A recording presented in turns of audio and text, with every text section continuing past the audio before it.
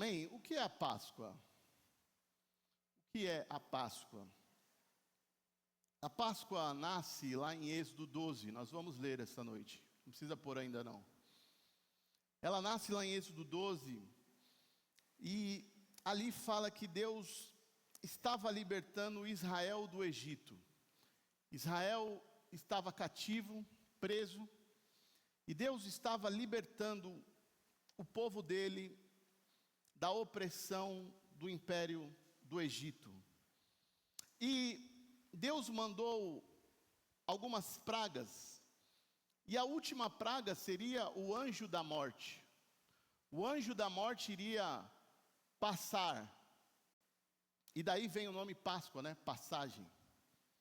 O anjo da morte iria passar e iria matar todos os primogênitos daquele povo. Então Deus deu ali uma ordem, em Êxodo 12, de sacrificar um cordeiro, passar o sangue nos umbrais das portas do povo de Deus, comer o cordeiro com ervas amargas, e esse povo tinha que estar pronto para sair.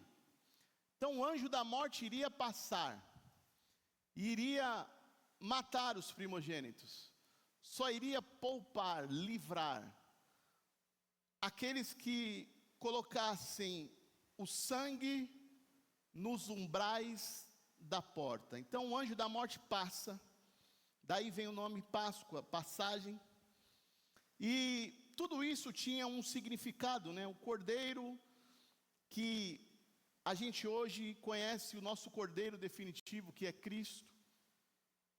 O sangue que significa a proteção e principalmente a libertação, a salvação. Então isso no Novo Testamento, a gente aprende que Cristo cumpriu tudo isso.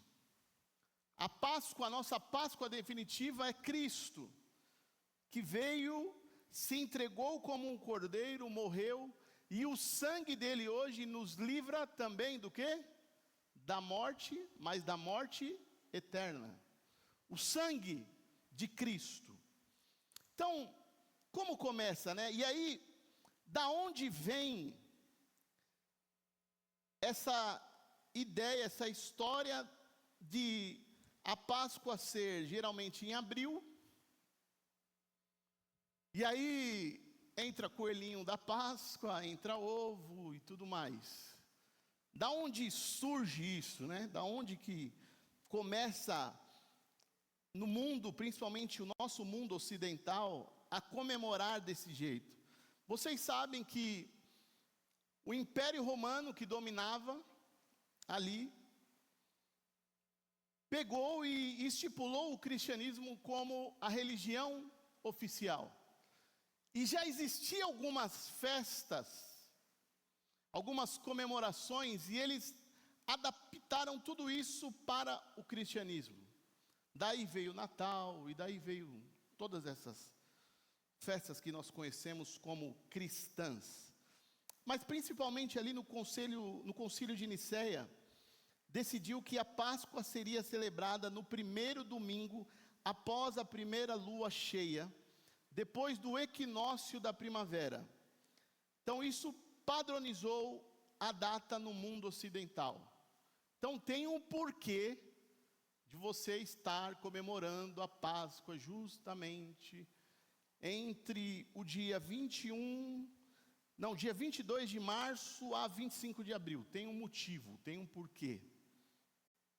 E o coelho veio do paganismo, veio de tradições europeias, que o coelho simboliza a fertilidade, o ovo simboliza a vida nova, e alguns ligam isso à deusa Eostre. Então, pegaram isso, mas para nós hoje, o que trata a Páscoa? A Páscoa, a gente sabe que determina um dia que houve um livramento. A Páscoa é sobre um dia que teve um livramento. Livramento do quê? Livramento da morte. Então a Páscoa é uma celebração pelo livramento da morte. Acompanha comigo lá em Êxodo, agora sim, Êxodo 12, do versículo 11 até o 14.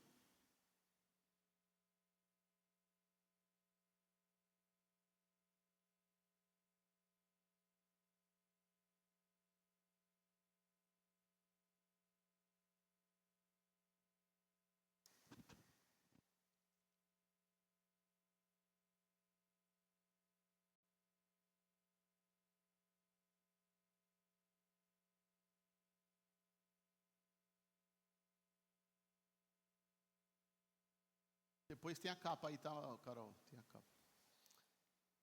Diz assim: nesta noite passarei pela terra do Egito e matarei todos os filhos mais velhos e todos os primeiros machos dentre os animais na terra do Egito.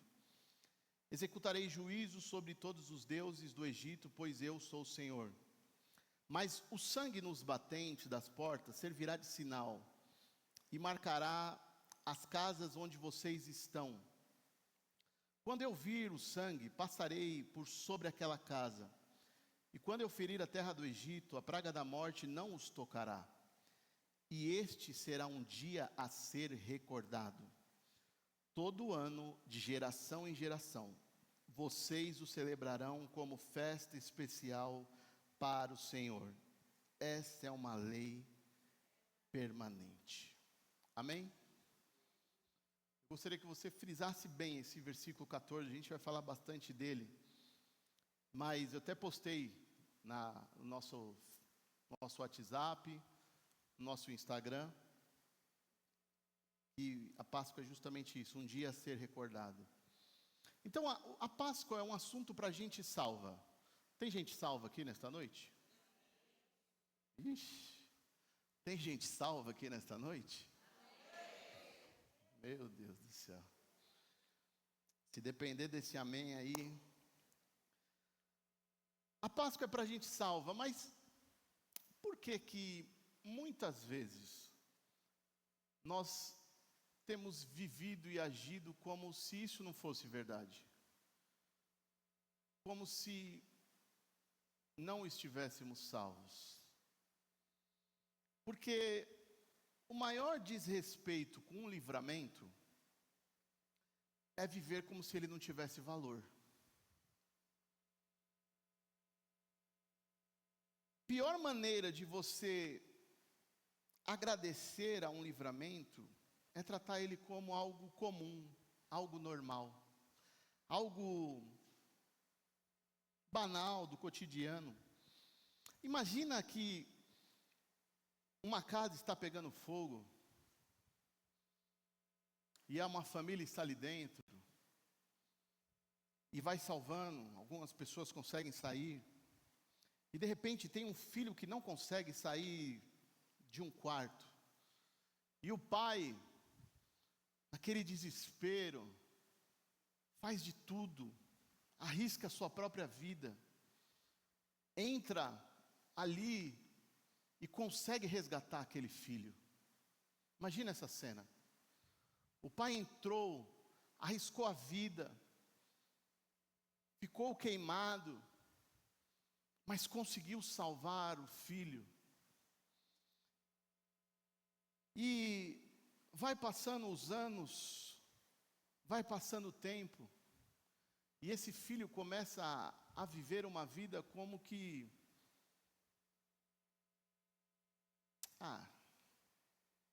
às vezes o filho pode até falar, como a gente já viu isso acontecer: eu não pedi para você me salvar.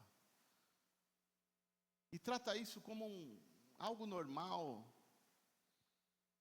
Às vezes o filho começa a ignorar o pai, desprezar, viver distante.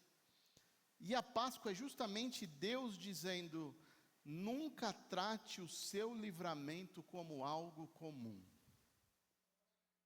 Nunca trate o seu livramento como algo comum, porque não é algo comum. E aí entra o versículo 14 que eu falei. Este dia será um dia a ser recordado. Repare bem a narrativa. Aqui explica no versículo 12 que vai passar o anjo. Quem tiver com sangue na porta vai ser poupado. Mas vem o versículo 14 e nos dá ênfase em algo tão importante. Este será um dia a ser recordado todo ano, de geração em geração. E diz mais, vocês o quê? Eu acho que vocês não entenderam. Acho que eu vou fazer de novo a pergunta. Tem gente salva aqui nesta noite? Ah, tá mudando, hein? Tá mudando. Vocês o celebrarão como festa especial para o Senhor. Festa especial ao Senhor. Um dia a ser recordado. Será que você ainda se emociona com o que Deus fez na sua vida? Será que ainda tem aquela emoção? Ou já virou algo comum? Ou já virou como aquele filho que passa o ano e começa a desprezar o pai? Esquece do livramento, esquece do empenho, do esforço que o pai teve em salvar a vida dele, e começa a desprezar, a não respeitar, a ignorar. Então, meu irmão, a Páscoa foi estipulada por Deus para ser lembrada, para manter viva a memória.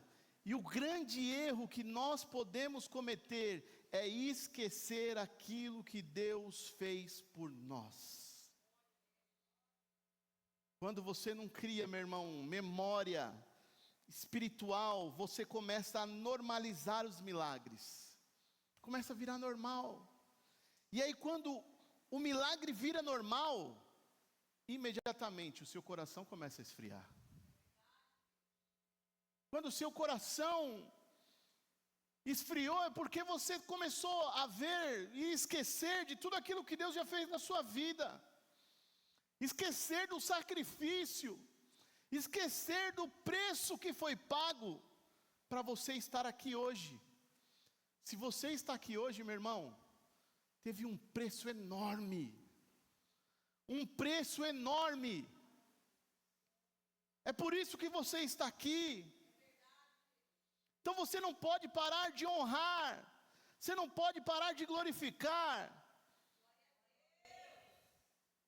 não pode começar a viver como alguém que nunca foi salvo. É por isso, meu irmão, que tem gente hoje que já viu Deus fazer coisas absurdas. Quem já viu Deus fazer coisas absurdas? Quem já viu Deus fazer milagres? Quem já viu? Eu já vi, meu irmão, eu já vi. Aliás, olhem para mim, vocês estão vendo um milagre do Senhor Jesus.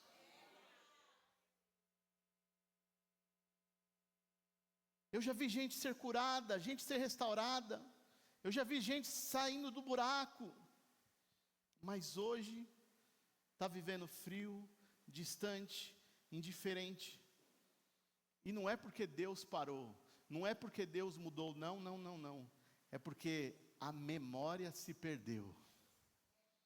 É porque esqueceram daquilo que Deus já fez. Esqueceram da onde Deus tirou, esqueceram o livramento. Tem aquela música, né? Lembrar de tudo que Ele já fez. Não era para você estar aqui. Quem já ouviu essa música? Lembra de tudo aquilo que o Senhor já fez na sua vida. Lembra da onde o Senhor te tirou. Lembra tudo que Deus já te deu. Lembra, exercita a sua memória, porque está dizendo, este dia é um dia para ser recordado, todo ano, de geração em geração, vocês o celebrarão como festa especial. Aí você acha que para por aí? Vamos lá para o versículo 26 agora. Olha a importância de manter viva essa memória. Então, seus filhos perguntarão, o que significa esta cerimônia? Seus filhos perguntarão, o que significa? O que significa esta cerimônia? A próxima geração vai perguntar, meu irmão. Mas a questão é, você tem resposta ou você só tem uma tradição? Porque tem muita gente hoje enviando post, mensagem de Feliz Páscoa, mas nem sabe o que é a Páscoa. Eles entenderam ou é só uma tradição? A geração vai perguntar, seus filhos perguntarão, o que significa esta cerimônia?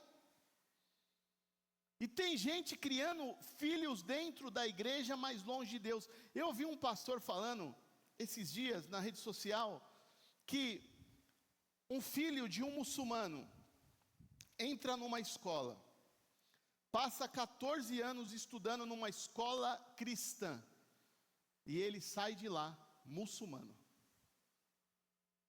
Aí o filho do crente entra 4 anos numa universidade. E o que acontece com ele? Fala assim, a gente não tem medo. Principalmente universidade federal, né? A gente tem medo. Por quê? Porque eles vão ensinar, e é o papel deles ensinar. Mas por que a gente tem medo? Porque a gente não está sabendo dar a resposta certa. Porque os seus filhos perguntarão o que significa esta cerimônia. Por que o filho do muçulmano entra numa escola e continua sendo muçulmano? Não consegue ser influenciado. Sabe por quê? Porque desde pequeno ele é ensinado. Todos os dias ele é ensinado. Ele é ensinado. Ele aprende a ler no Alcorão. No Alcorão. Ele aprende a ler no Alcorão. Seu filho aprende a ler na Bíblia? Aprende a ler na Bíblia? Não aprende. Seus filhos perguntarão. Aí eu te pergunto mais. Seus filhos sabem o que Deus fez na sua vida? Quem já contou a história da conversão para os filhos? Seus filhos já ouviram você dizer, sabe como que eu me converti? Sabe o dia, qual foi o dia, qual foi o momento? Já ouviram você contar a história da sua conversão? Eles sabem, ou eles só sabem que você vai para a igreja todo domingo? Isso daí eles veem. Todo domingo meu pai está na igreja. Mas por que seu pai está todo domingo na igreja? Sabe por quê, meu filho? Porque um dia, lá atrás, Deus me alcançou, a graça, o amor, a misericórdia de Deus me alcançou. E eu fui transformado. A minha vida estava desgraçada, a minha vida estava perdida. Eu estava totalmente pirado. Mas um dia alguém sentou comigo, um dia lá no ônibus, um dia lá no trabalho, eu ouvi falar sobre Deus, e isso entrou na minha vida e mudou a minha história. Você já fez isso com seu filho? Quem já contou para o seu filho como foi a sua conversão? Vamos fazer uma coisa simples hoje?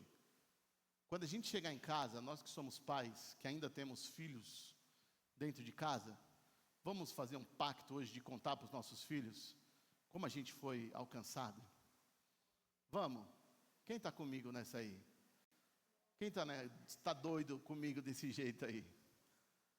Vamos fazer isso? Te garanto que vai ser o melhor domingo. Vai ser melhor do que você chegar e ligar e ver o Fantástico, e ver as notícias, e ver Vorcaro, e ver não sei o que.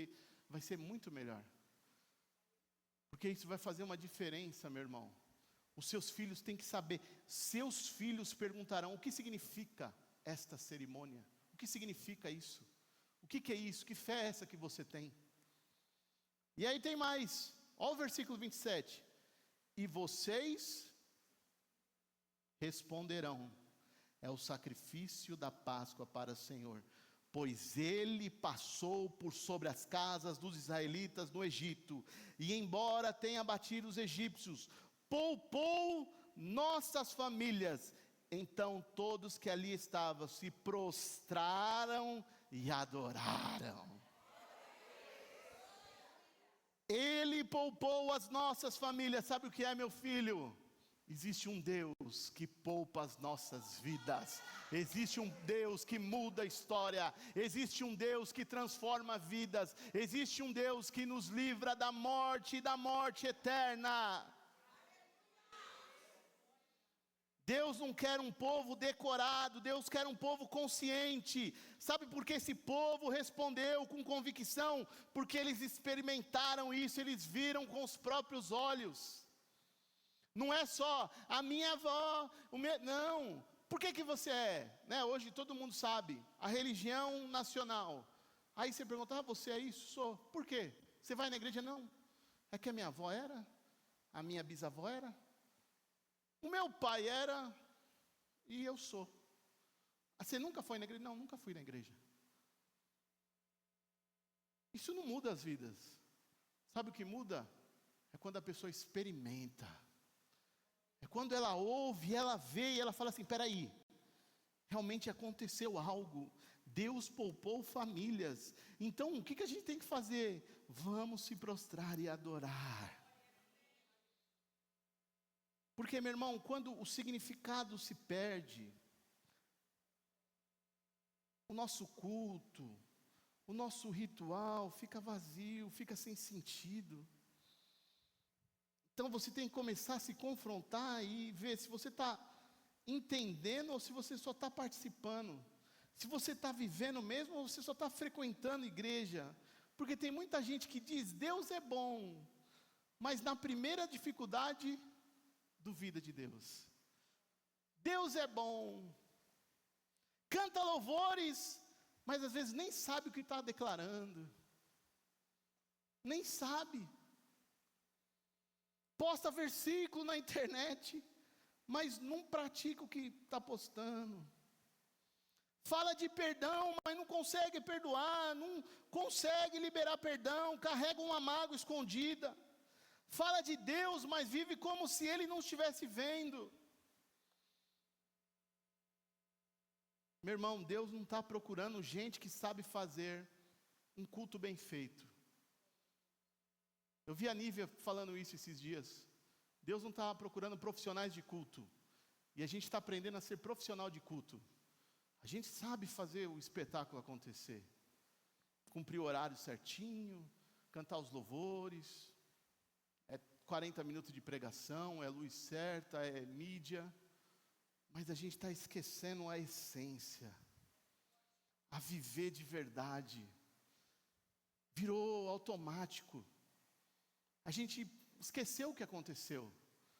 A gente esqueceu aquelas experiências que a gente teve lá no passado, né? Aquelas experiências de acampamento, né, Janaína? Aquelas experiências malucas de acampamento, que você vivia lá. Né, André? Roberta? Aquelas experiências que a gente via coisas extraordinárias. Saía de lá fervoroso. E a gente acaba um dia após o outro, e vai acostumando, e vai virando rotina. E Deus não está procurando isso, meu irmão.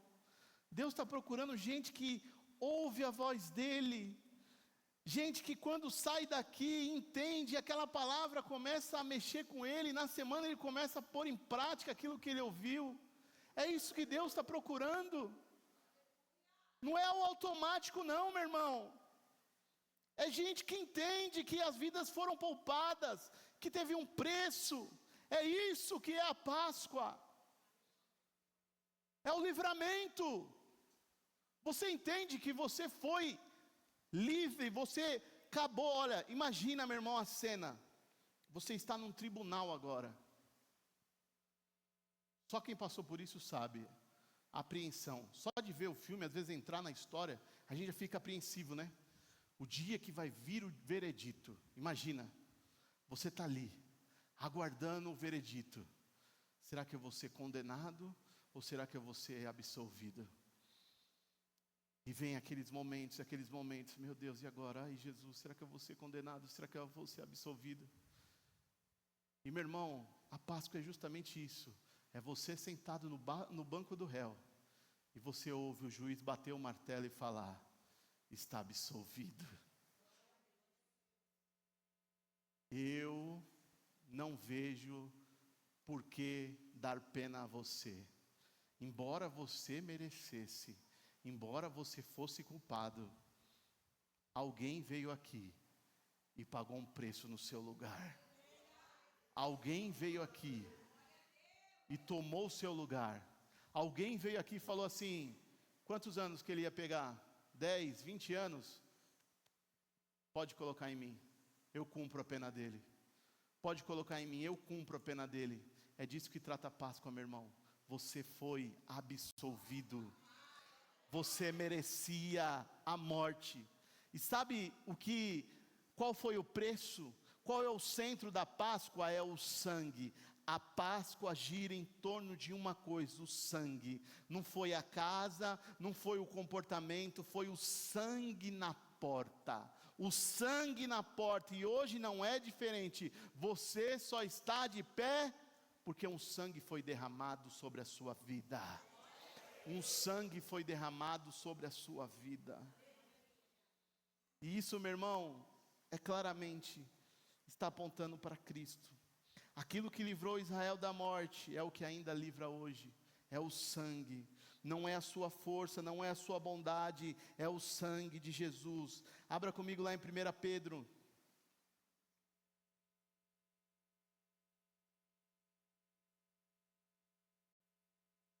1 Pedro 1, 18 e 19.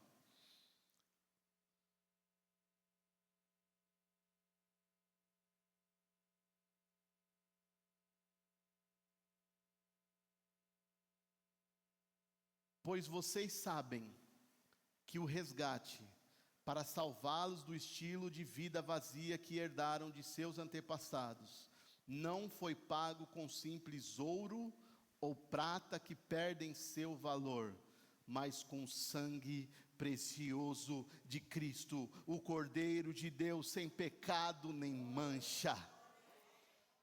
Ouro, prata não paga o preço. Para você ver o tamanho do seu pecado, para você ver como você é um cabra safado. Pode vir o Elon Musk, pode vir o Bill Gates, pode vir o cara mais rico, não consegue pagar. Sabe quem consegue pagar? O sangue precioso de Cristo, o Cordeiro de Deus, sem pecado nem mancha. Ele foi suficiente para pagar o preço, o seu preço, o meu preço. 1 João 1, 7. Mas se vivemos na luz, como Deus está na luz, temos comunhão uns com os outros, e o sangue de Jesus, seu Filho, o que faz? O que o pecado faz comigo e com você? Nos afasta de Deus. O que o pecado faz? Inimizade entre o homem e Deus. Mas vem um sangue, o sangue de Jesus, e faz o quê? Nos purifica, faz a gente voltar, faz a gente todo dia estar em comunhão com Cristo. Por quê? Porque eu não sou pecador, porque eu não sou falho, não, porque eu clamo pelo sangue, eu peço pelo sangue, e o sangue me purifica todos os dias dos meus pecados. Aleluia! E aí, se você entende isso, se você entende o preço disso, volta lá para o versículo 27 do Êxodo 12. No finalzinho, quando você entende, sabe o que acontece? Então todos que estavam ali se prostraram e adoraram. Quando você entende o preço que foi pago, não tem como você ficar de pé, não tem como você não se prostrar e adorar, não tem como você continuar do mesmo jeito. Quando você entende o preço, você perde o direito de viver de qualquer jeito. Não tem como. Você estava condenado, mas veio Cristo, entregou a vida dele, derramou o sangue dele, e quando você entende a preciosidade disso, você se prostra e você adora. 2 Coríntios 5, 15.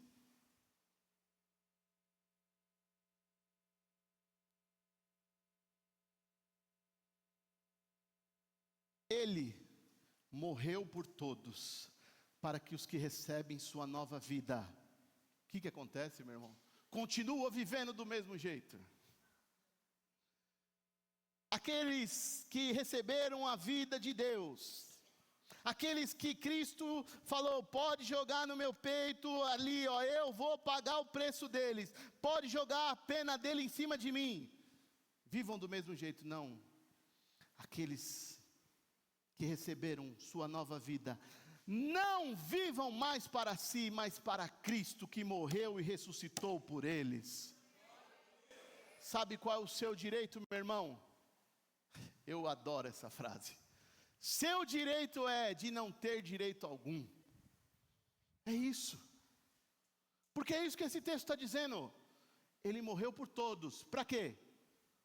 Ele morreu por mim. Cristo morreu, viu? Já pagou meus pecados. E agora eu estou aqui, ó. Não, peraí. Você não entendeu o texto direito. Ele morreu por todos, para que os que recebem sua nova vida, não vivam mais para si mesmo. Você não vive mais para você, mas agora você vive para Cristo, que morreu e ressuscitou por você. Aleluias. Agora vai lá para o versículo 21, do mesmo capítulo. Pois Deus fez de Cristo, aquele que nunca pecou, a oferta por nosso pecado, para que por meio dele, fôssemos, meu Deus do céu, declarados justos diante de Deus. Meu irmão, só entende esse versículo quem tem noção do pecado, quem sabe o quão safado é, quem sabe o quão pecador é. Só entende isso quem sabe quem é, quem não esconde, quem não quer ter uma vida fingida. Ele morreu por mim, se entregou como oferta pelo meu pecado, para que por meio dele, eu fosse declarado justo diante de Deus. É Deus olhar para mim, para você e falar, é justo. Sabe o que eu vejo? Justo. Sabe o que eu estou vendo? Justo. Olha que loucura. Deus olhar para cada um de nós e falar, é justo. Não tem pecado. É justo. Não estou vendo pecador, eu estou vendo justo. Mas, não, peraí, Deus, você tá com miopia. Peraí, eu acho que eu vou pôr um óculos em você, porque acho que você não está vendo direito. Você não está enxergando. Você está falando daquele povo ali mesmo, daquelas pessoas ali, aqueles loucos ali, aqueles doidos, é isso? Ele está falando, é isso mesmo. Eu entreguei, eu fui oferta por eles, para que eles agora fossem declarados justos. Justos, justos, justo. Olha para o seu irmão e fala, e aí justo? E aí justo?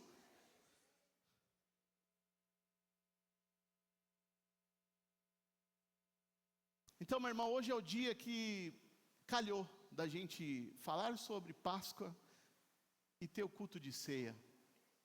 Porque essa é a nossa ceia, não é? Lembra, um dia para ser recordado de geração em geração. O que vem Paulo e fala? Fazer isso em memória de mim, não é isso?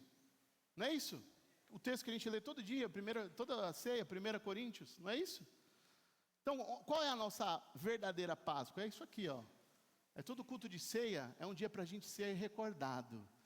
Está na memória. E aí é um dia também que a gente usa, é por isso que nós somos meio doidos, e a gente usa isso para colocar as crianças em volta da mesa, participar para quê? Para que eles perguntem, assim como lá perguntaram, o que está acontecendo? O que eles estão fazendo aqui? A gente fala, opa, está aqui, ó. Sabe o que está acontecendo aqui? Hoje é o dia que a gente pega um cálice, a gente pega um pão e lembra que Jesus morreu na cruz para nos salvar. Jesus entregou a vida dele para nos dar vida e vida eterna. Então hoje é o dia de participar da mesa. Mas tem uma pergunta para você. Como que você vai participar da mesa? Como que eu participo da mesa? Tratando o sangue como algo comum? Aí eu tenho um texto para você. Romanos 6. Presta bem atenção. Nós vamos ler do versículo 6, vamos até o final, praticamente. Romanos 6. Repara bem, como que eu tenho que fazer um exame agora de como que eu vou participar da mesa. Acompanha comigo lá no telão. Diz assim: sabemos que a nossa velha natureza humana foi crucificada com Cristo, para que o pecado não tivesse mais poder sobre a nossa vida, e dele deixássemos de ser escravos. Você está entendendo aí, meu irmão? A nossa velha natureza foi crucificada com Cristo para quê? Para que o pecado não possa mais ter poder sobre nós.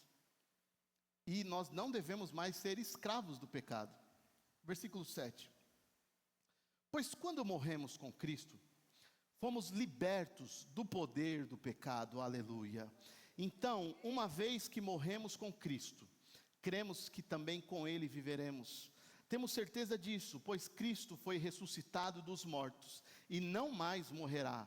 A morte já não tem nenhum poder sobre Ele. Quando Ele morreu, foi de uma vez por todas, para quebrar o poder do pecado. Mas agora que Ele vive, é para a glória de Deus. Da mesma forma, considerem-se mortos para o poder do pecado e vivos para Deus em Cristo Jesus. Não deixem que o pecado reine sobre o seu corpo, que está sujeito à morte, cedendo aos desejos pecaminosos. Não deixe que nenhuma parte do seu corpo se torne instrumento do mal para servir ao pecado, mas em vez disso, entreguem-se inteiramente a Deus, pois vocês estavam mortos e agora têm nova vida. Portanto, ofereçam seu corpo como instrumento para fazer o que é certo para a glória de Deus. O pecado não é mais seu senhor, pois vocês já não vivem sob a lei, mas sobre a graça de Deus. Pois bem, uma vez que a graça nos libertou da lei, quer dizer que podemos continuar pecando? Claro que não. Vocês não sabem que se tornam escravos daquilo que escolhem obedecer? Podem ser escravos do pecado que conduz à morte, ou podem escolher obedecer a Deus que conduz à vida de justiça. Graças a Deus, porque antes vocês eram escravos do pecado, mas agora obedecem de todo o coração a este ensino que lhe transmitimos. Estão livres da escravidão do pecado e se tornaram escravos da justiça. Uso o exemplo da escravidão para ajudá-los a entender isso tudo, pois sua natureza humana é fraca. No passado vocês se deixaram escravizar pela impureza e pela maldade, o que fez afundar ainda mais no pecado. Agora devem se entregar como escravos à vida de justiça, para que se tornem santos. Quando eram escravos do pecado, estavam livres da obrigação de fazer o que é certo. E qual foi o resultado? Hoje vocês olha isso, meu irmão. Hoje vocês se envergonham das coisas que costumavam fazer, coisas que acabam em morte. Agora, porém, estão livres do poder do pecado e se tornaram escravos de Deus. Fazem aquilo que conduz à santidade e resulta na vida eterna. Pois o salário do pecado é a morte, mas a dádiva de Deus é a vida eterna em Cristo Jesus, nosso Senhor. Como que eu vou participar dessa mesa hoje, meu irmão? De que forma? Tendo essa consciência, o pecado não pode mais me dominar. Eu não vivo mais para mim mesmo. Agora que o preço foi pago, agora que Ele morreu, agora que o sangue foi derramado numa cruz por mim, agora a minha vida é para Ele. Agora eu não sou mais escravo do pecado, o pecado não é mais o meu Senhor, mas Cristo agora domina a minha vida, e é para Ele que eu vou viver, é por Ele que eu vou viver, e é nele que eu vou viver, para a honra e glória do nome do Senhor Jesus. Porque, meu irmão, não existe coisa mais perigosa do que se acostumar com aquilo que deveria te quebrar. Se acostumar. Achar que e tratar o pecado como algo normal. Meu irmão, Cristo morreu. Você está entendendo isso? Cristo morreu numa cruz. Você está entendendo? Ele se ofereceu como oferta para te livrar do pecado, para que você não fosse mais escravo do pecado, para que o pecado não tivesse mais poder sobre a sua vida. No passado, sim, vocês tinham essa vida, Essa vida que diz o versículo 21, que hoje, quando você lembra, você tem vergonha. Quantos têm vergonha da vida antiga? Porque muitas vezes, meu irmão, sabe o que acontece? Às vezes a gente começa a contar o nosso testemunho e parece que a gente tem prazer. A gente não tem vergonha, mas a gente tem que ter vergonha de tudo aquilo que a gente foi. Porque isso prova que a gente entendeu o sacrifício.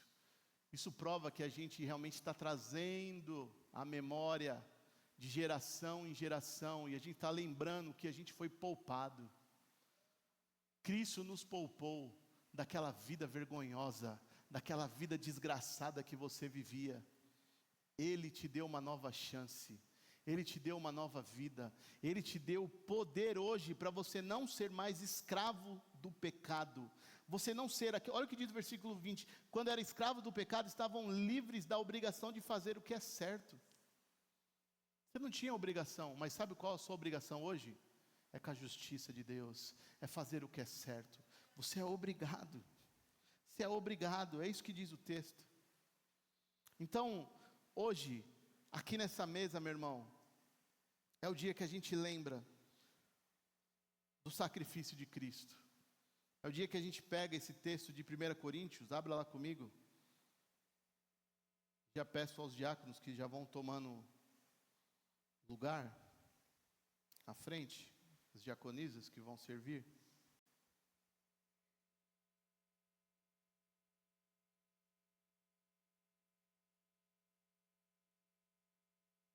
1 Coríntios 11, 23, texto famoso. E agora acho que faz mais sentido ler esse texto, com tudo esse panorama. Pois eu lhes transmiti aquilo que recebi do Senhor, na noite em que o Senhor Jesus foi traído. Lembra, Jesus estava comemorando justamente a Páscoa. Ele tomou o pão, agradeceu a Deus, partiu e disse: este é meu corpo que é entregue por vocês. Façam isso em memória de mim. Da mesma forma, depois da ceia, tomou o cálice e disse: este cálice é a nova aliança, confirmada com meu sangue. Façam isso em memória de mim, sempre que o beberem. Porque cada vez que vocês comem desse pão e bebem desse cálice, anunciam a morte do Senhor, até que Ele venha. A Páscoa, meu irmão, era a sombra e a ceia é a realidade. A Páscoa estava apontando para o que iria acontecer aqui, ó. Hoje nós estamos comemorando realmente o que é de fato a Páscoa. Aquele povo estava comemorando algo que era algo que estava anunciando algo do futuro, que iria acontecer depois. Porque aquele povo viveu um livramento físico. E nós hoje estamos vivendo não um livramento físico. Isso sim pode ser tratado com banalidade. Todo dia alguém consegue um livramento, outros não. Mas tem algo que é impossível. É o livramento eterno. Livramento físico, meu irmão, às vezes você pode ter sorte, às vezes você pode ter um cuidado especial, e a gente acontece, não é? Você pode usar um colete à prova de bala, alguém dá um tiro em você e você, aconteceu. E agora um livramento eterno, tem jeito de dar jeito nisso aí? Tem jeito? Tem jeito de se livrar da morte eterna? Só Cristo pode fazer isso por mim e por você. Então essa que é a realidade da nossa Páscoa. É isso que nós estamos fazendo aqui nesta noite. Então, meu irmão, nesta noite, antes de você tocar no pão, antes de você tocar no cálice, conserta aquilo que precisa ser consertado. Se você tem esquecido, se a tua memória está fraca, se o teu Alzheimer espiritual está em alta, hoje é o dia de você trazer a memória. Hoje é o dia de você consertar e lembrar da onde que Deus te tirou, do livramento que Ele te deu.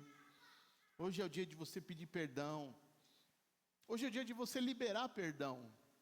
É o dia. Hoje é o dia de você se alinhar com Deus.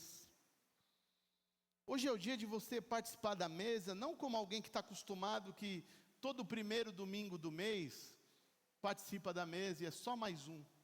É mais um dia. Não, hoje é o dia que você pode de fato desconectar de tudo, esquecer essa rotina que você está acostumada e de fato, falar, peraí, o que eu estou fazendo? O que representa isso aqui? Eu estou entendendo? Então hoje é o dia de você pegar o cálice, o pão na mão e entender o sacrifício, o preço que foi pago. Hoje é o dia de você analisar de fato a sua vida. De fato, se você tem tratado o sacrifício como algo comum, banalizado. Hoje é o dia de você trazer à memória, como está escrito lá em Êxodo 12:14, um dia para ser recordado. Então recorde, como eu disse, ceia não é remédio. Ceia não é remédio, tá? Se tomar esse negócio aí e comer esse pão aí, não muda nada a sua vida, tá? Não pensa que, na hora que eu tomo, vem um superpoder sobre mim. Não é isso não, meu irmão. Hoje é um dia que você usa a sua memória. Quando você pega isso, você começa a ter aqueles flashes. E você lembra do filme Paixão de Cristo, que está mais fresco, e você começa a entender o sacrifício. Você pega esse pão, esse cálice, e você fala, peraí. Qual o sentido disso? O que eu estou fazendo? Por que eu faço isso? Eu estou lembrando que Jesus morreu na cruz. Eu estou lembrando o preço que foi pago. Eu estou lembrando que Ele morreu por mim. Mesmo eu sendo pecador, mesmo eu não merecendo, Ele morreu, Ele se entregou. Então hoje eu estou fazendo isso em memória dEle. Eu estou comendo do pão, bebendo do cálice em memória do Senhor, participando da morte de Cristo, da ressurreição, como alguém realmente que entendeu que foi salvo da morte. Eu fui salvo da morte. Então nessa hora, meu irmão, feche os seus olhos, antes da gente se colocar de pé, feche os seus olhos aí no seu lugar.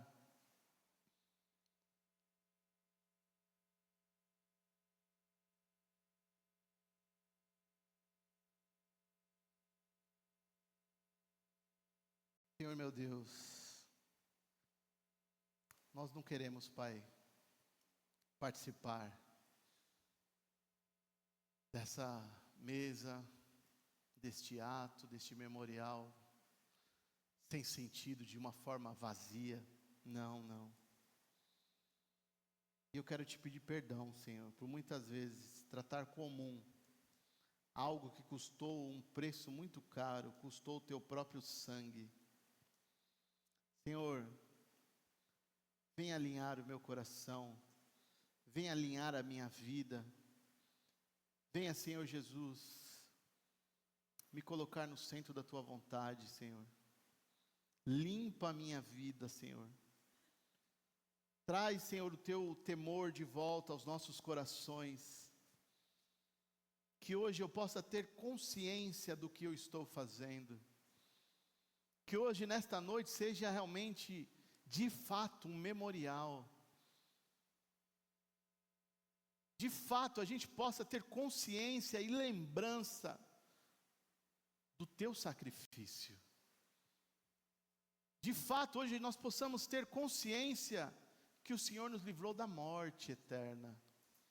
Assim como um pai que entra numa casa pegando fogo para salvar o seu filho, assim o Senhor fez com cada um.